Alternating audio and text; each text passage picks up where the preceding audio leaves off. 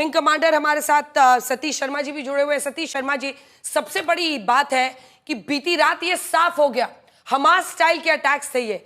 आज तक ने दिखाया था लगातार कि किस तरह से पीओके में आईएसआई और हमास की एक बहुत बड़ी उन्होंने जॉइंट जिसको बैठक कह लीजिए, रैली कह लीजिए, और उसी हमास स्टाइल में जो ये सस्ते और उनके चीनी माल वाले जो रॉकेट्स हैं, मिसाइल्स हैं, ड्रोन्स हैं, उनको वो भेज रहे थे। और भारत ने जबरदस्त तरीके से प्रिसिशन के साथ हवा में उनके इन तमाम मिसाइल्स और ड्रोन्स को S-400 हो, चाहे फिर L-70 हो, ZSU-23 हो, हमने उससे उसको पूरी तरह से तबाह कर दिया। अब आप क्या होता हुआ देख रहे हैं? अंजना जी, एक ही चीज होगी इसके आगे, हम पाकिस्तान को अब गाजा बना देंगे और इसकी पूरी तैयारी है। अगर पाकिस्तान ने ये जो भी हरकत इसके बाद की है, हमने केवल और प्रिसीजन गाइडेड म्यूनिशन से, लोइटरिंग म्यूनिशन से जो हमने अटैक किए थे, वे पिन पॉइंट थे। वो किसी भी यूएन की शर्तों के अनुसार, संयुक्त राष्ट्र संघ की शर्तों के अनुसार एक्ट ऑफ वॉर नहीं था। लेकिन जो ऑपरेशन सिंदूर हमने एक तरह से कंक्लूड कर दिया था, लेकिन उसके बाद जो पाकिस्तान ने हरकत की है हमारे डिफेंस इंस्टॉलेशंस पर, हमारे सिविलियन एरियाज पर, और ये पूरा अटैक हिंदुस्तान पर पाकिस्तान का एक्ट ऑफ वॉर है और इसका जवाब, माकूल जवाब देना बहुत जरूरी था। हमारी सेनाएं वेल प्रिपेयर्ड है।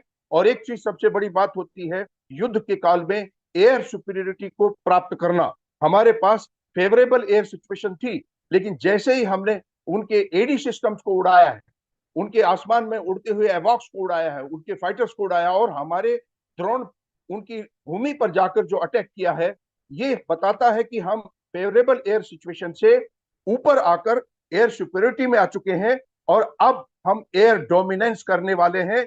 जो कल रात में हमारे फाइटर्स ने जो सबक सिखाया है पाकिस्तान को, इसको वो सदियों याद रखेगा। और इसके आगे अगर ये एस्केलेट और करते हैं तो पाकिस्तान अपना वजूद भी खो देगा, क्योंकि आज की स्थिति में we are well prepared, we are one nation. और इसके साथ जो दूसरी मार पाकिस्तान को पड़ रही है वो बलूच की तरफ से है।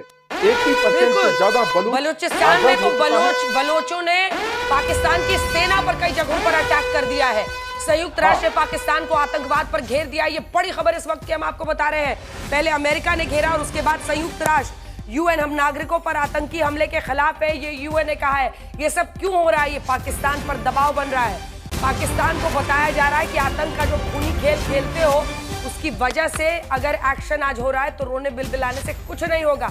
रोने बिलबिलाने की कोशिश की थी और उसी को नाकाम कर दिया है, क्योंकि भारत की तरफ से फौरन एस जयशंकर विदेश मंत्री ने अमेरिका के विदेश मंत्री से बात की। उपराष्ट्रपति जेडी वैंस ने भी इंटरवीन करने से बिल्कुल इनकार कर दिया। भारत जो कर रहा है उस पर हर देश, यहां तक कि यूनाइटेड नेशंस भी कह रहा है कि आम नागरिकों पर आतंकी हमले के खिलाफ हैं हम।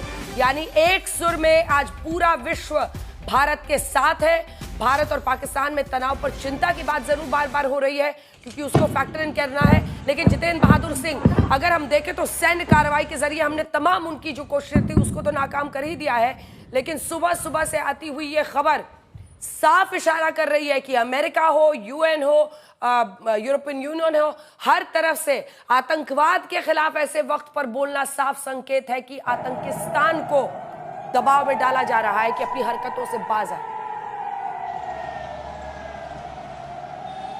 और बिल्कुल अंजना, चाहे अमेरिका हो या फिर संयुक्त राष्ट्र, सब जगहों से भारत को पूरा समर्थन इस वक्त मिल रहा है, क्योंकि पाकिस्तान ने ऐसी कायराना हरकत ही की है। पहलगाम में जब अटैक हुआ तो उस दौरान भारत ने उसके खिलाफ जवाबी कार्रवाई की। सारा विश्व जो है भारत के समर्थन में था और किसी भी तरीके से किसी ने कोई भी इस बात को लेकर के आवाज़ नहीं उठाई। हम जिस तरीके से अपनी धरती और इसके साथ साथ जो पाकिस्तान में मौजूद आतंकी संगठन हैं उनको पूरी तरीके से नष्ट कर रहे हैं, ऐसे में हमको ये साफ समर्थन मिल रहा है, चाहे वो अमेरिका हो, दूसरे देश हो। कल विदेश मंत्री ने अलग अलग देशों के जो विदेश मंत्री हैं और उनके काउंटर पार्ट हैं उनसे भी बातचीत किया था। आज मैं इस वक्त अंजना राजनाथ सिंह के निवास स्थान पर मौजूद हूं और बताया जा रहा है कि अब से थोड़ी देर बाद एक उच्च स्तरीय बैठक उनके द्वारा यहां पर किया जाएगा।